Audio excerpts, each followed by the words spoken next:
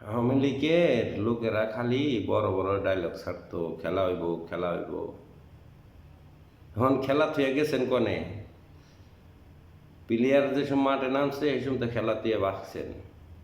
ওরা হলো কি জানেননি? আপনারা দেখছেন নাকি গ্রামের বাড়িতে যারা থাকে তাকে বাড়িতে দেখেন একটা করে কুত্তা থাকে। কুত্তা থাকে ওই বাড়ির বোগালতে গেলে এই সঙ্গে খেউ খেউ করে।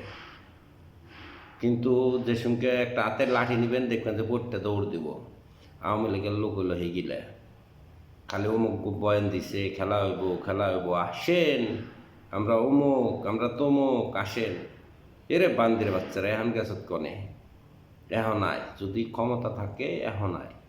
এখন বাংলাদেশের মাটিতে খারিয়ে একবার ওই হুজুরগের সাথে বেদন করে দেখ, তোরে 3 হাত মাটির তলে গাইরা হালাইব। হুজুরগো দাড়ি ধরো, হ্যাঁ শালা বেদবের বাচ্চারা।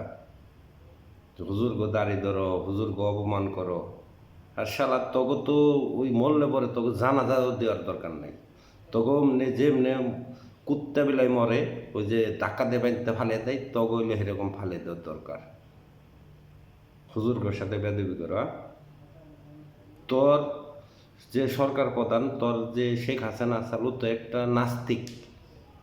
ও যদি নাস্তিক না হইতো, একটা মুসলমান থাকলে কোনো দিন মুসলমানদের অপমান করে, মুসলমানদের এত কষ্ট দেয়, ও তো নাস্তিক। আর তোরা যারা দল করছ, তোরা হলো বড় নাস্তিক।